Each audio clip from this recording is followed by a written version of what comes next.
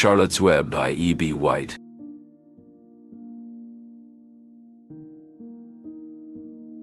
A new dawn for Wilbur. A new dawn for Wilbur. Wilbur had always known he was small for a pig, but he never imagined his size would lead to his untimely end. That fate was almost sealed one spring morning when Mr. Arable, Fern's father, declared that the runt of the litter would have to be destroyed. Fern, unable to bear the thought of losing her beloved piglet, pleaded with her father to spare Wilbur's life. "Please, Daddy, don't kill him," she cried, her eyes welling up with tears. "I'll take care of him, and he can be my very own pig." Mr. Arable's heart softened at the sight of his daughter's distress. He relented, agreeing to let Wilbur live and granting Fern the responsibility of caring for him. Over the next few weeks, Fern dedicated herself to Wilbur's well-being. She fed him from a baby bottle and spent every spare moment by his side, talking to him and keeping him company. Wilbur, for his part, thrived under Fern's devoted attention. He quickly grew stronger and more energetic, his playful antics bringing joy to Fern and the entire Arable family. When the time came for Wilbur to move to a new home, Fern's father explained, "Wilbur needs more space to grow and explore, and your Uncle Homer Zuckerman has a special pen set up for him. He'll be surrounded by other animals like cows, horses, sheep, and even a cocker spaniel, who will be his companions. Uncle Homer has experience with farm animals, and he's got the space and resources to give Wilbur the lift deserves." Fern's heart ached at the thought of being apart from Wilbur, but she understood her father's reasoning. As she watched Wilbur settle into his new home, she noticed the rich smells of hay and the earthy scent of the animals. The barn was alive with the sounds of the other creatures, each contributing to the symphony of farm life. In the following days, Wilbur's curiosity grew as he acquainted himself with the barn's residents. The cows greeted him with gentle moos, the horses neighed from their stalls, and the sheep's soft bleating was a constant backdrop. The cocker spaniel wagged its tail in friendly welcome, and the geese honked from their corner. The transition was not without its challenges. One sunny morning, Wilbur found himself in the midst of a playful chase, instigated by the mischievous goose. His heart pounded with exhilaration and a touch of fear as he darted around the barnyard, the other animals' voices urging him on. "Faster, Wilbur, you can do it," they called, and Wilbur felt a surge of pride at their encouragement. As the chase wound down, Wilbur stood panting, his sides heaving. He felt a newfound respect for his own abilities and a deep sense of camaraderie with the barn animals. The adventure had been thrilling, but also a little overwhelming. He realized that this was just the beginning of his journey in the barn, a place where he would learn, grow, and find his place in the world. Fern visited often, her presence a comforting reminder of his past and a bridge to his future. Together they would sit in the sheepfold, sharing stories and dreams. Wilbur cherished these moments, knowing that no matter how much he changed, the love between them would remain constant. In the safety of Zuckerman's barn, Wilbur's life unfolded. Life in Zuckerman's barn. Wilbur the pig was now a part of the vibrant community in Zuckerman's barn. The barn was alive with the daily hustle and bustle of its inhabitants. Templeton the rat scurried about, tending to his own affairs.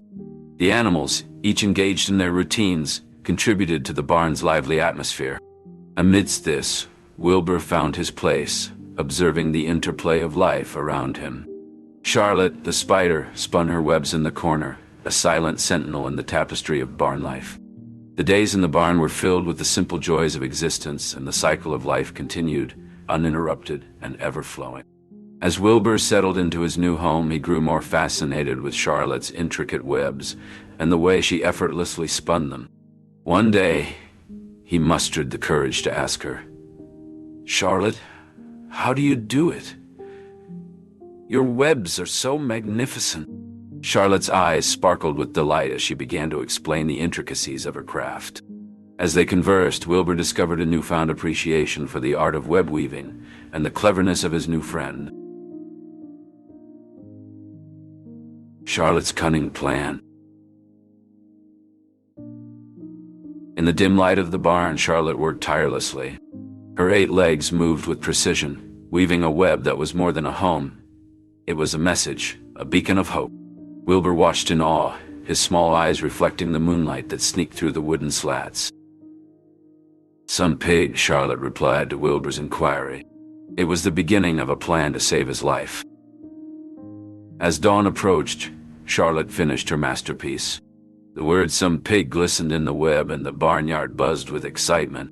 Mr. Zuckerman and the neighbors marveled at the sight, and the news spread quickly.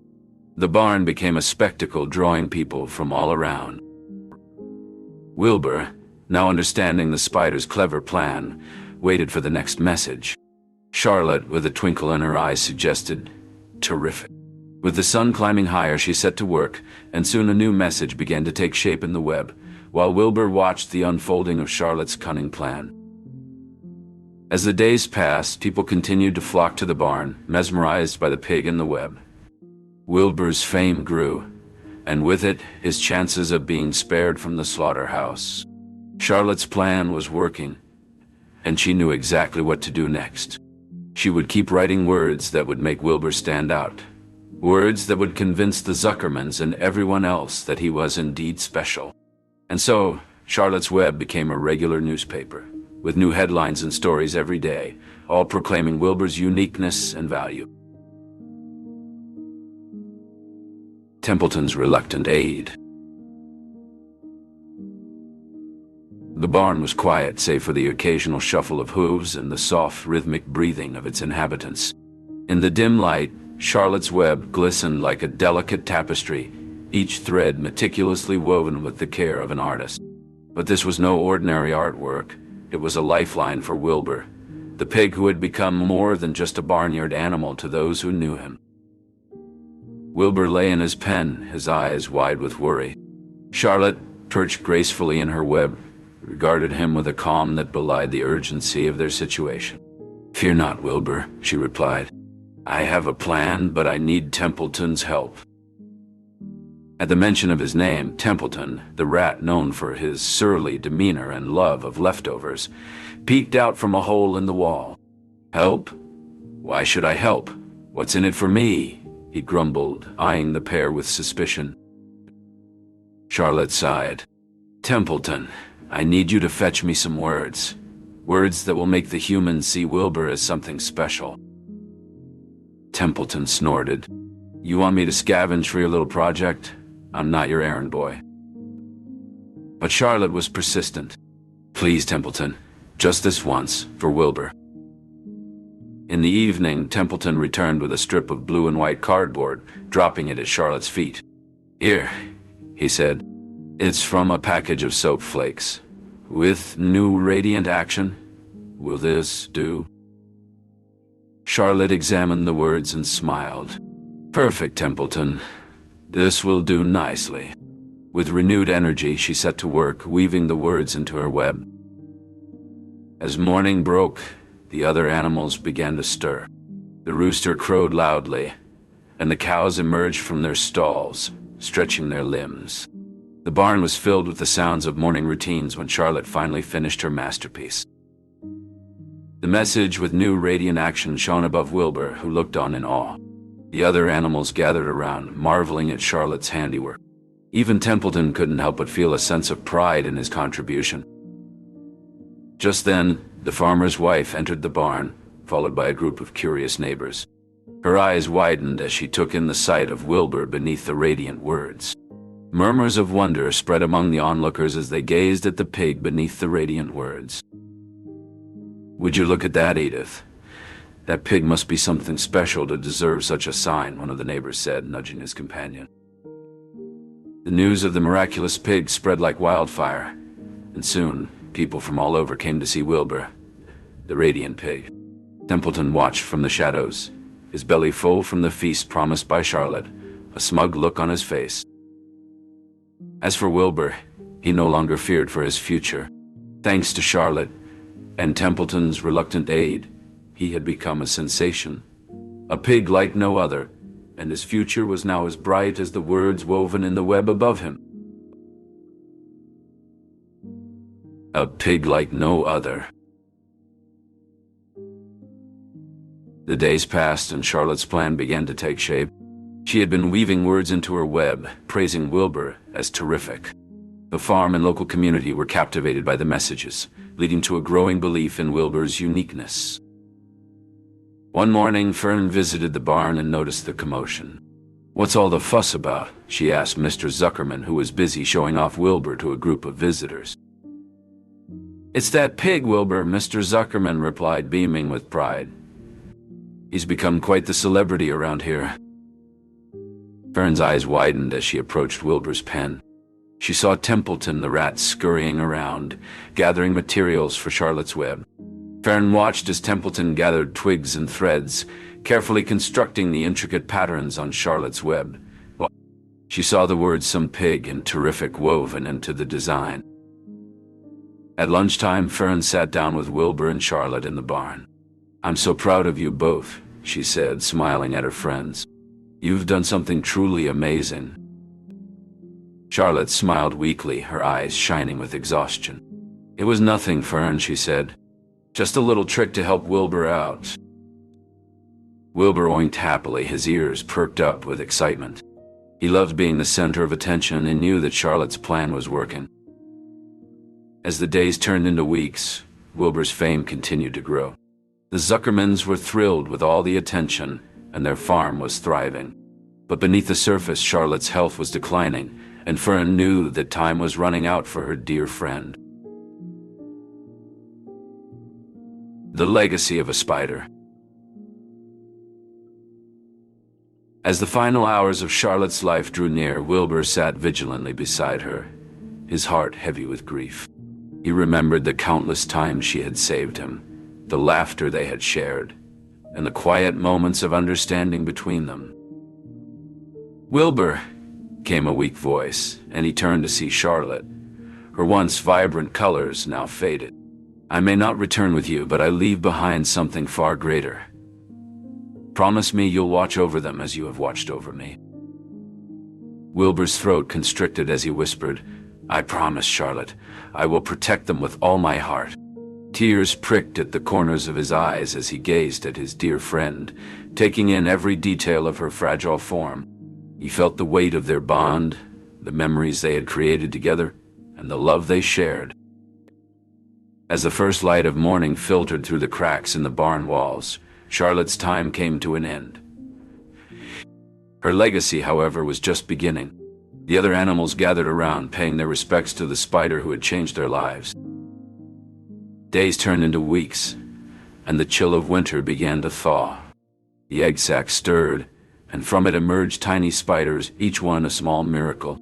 Wilbur watched in awe as they took their first tentative steps into the world. "Hello," he greeted them warmly. "I'm Wilbur, your friend." One by one, the spiderlings floated away on the breeze, their tiny bodies silhouetted against the rising sun. Wilbur's heart swelled with pride and a touch of sadness as he watched them go. But then a small voice called out, "We will stay, Wilbur." He looked down to see Joy, Aranea, and Nellie, Charlotte's daughters who had chosen to remain. "We want to be with you," they said in unison, their voices as delicate as the threads of their mother's web. Wilbur felt a rush of gratitude. "Thank you," he said, his voice thick with emotion. "I will be the best friend I can be, just like your mother was to me." As he gazed at the three spiderlings, Wilbur recalled Charlotte's words, "You have been my friend." That in itself is a tremendous thing. In that moment, he knew that Charlotte's legacy would live on through her daughters and their friendship. And so, as the seasons changed and the years passed, Wilbur honored his promise to Charlotte. He shared stories of her wisdom and bravery with Joy, Aranea, and Nellie, who grew to be wise spiders in their own right. Together they faced the world with courage and kindness, keeping the spirit of Charlotte alive in the heart of the barn, forevermore. The Fairground Promise. The Fairground Promise. The fairground was bustling with excitement, the air filled with the scent of popcorn and cotton candy. Wilbur, the pig who had become a local celebrity, was in the center of it all. his heart heavy with the knowledge that his dear friend Charlotte would not be returning to the barn with him. As he lay in his pen adorned with a blue ribbon, he couldn't help but feel alone amidst the crowd's cheers. "Charlotte," Wilbur whispered, "I don't know how to thank you for all you've done." Charlotte, perched above him, her energy waning, replied softly, "You have been a true friend, Wilbur. That is thanks enough. But now, I have one final request." "Anything," Wilbur said, his voice firm with resolve. "Take care of my children," Charlotte implored, gesturing towards the egg sac hanging delicately in the corner of her web. Wilbur nodded, though the thought of losing Charlotte pained him. "I promise, Charlotte, your children will be safe with me." As night fell, the fairground began to empty, leaving Wilbur and Charlotte alone under the stars. It was then that Templeton, the rat known for his selfish ways, approached, his eyes glinting in the moonlight.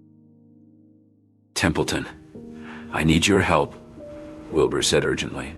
"Charlotte's egg sac. It needs to be taken down. Will you help me?" Templeton, eyeing the remains of the fair's feast, sighed. "What's in it for me, Wilbur? I'm already full to bursting." Wilbur's eyes glistened with desperation. "If you do this for me, Templeton, I'll make sure you get the first pick of my meals every day. You'll never go hungry again." The rat's ears perked up at this. "Well, when you put it that way," he muttered, and with a reluctant groan he began to climb towards the egg sac. Wilbur watched anxiously as Templeton reached the sachet and with a great effort cut it free. He carefully lowered it into Wilbur's waiting mouth.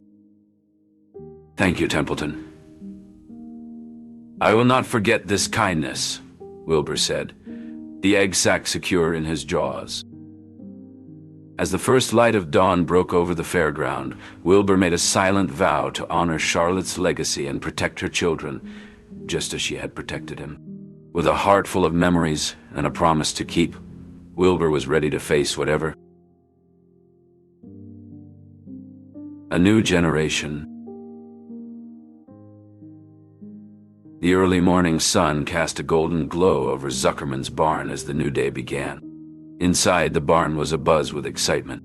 Today was no ordinary day. It was the day Charlotte's children would hatch. Wilbur, once described as some pig and terrific, watched eagerly as the tiny spiders emerged from the egg sac he had so carefully protected.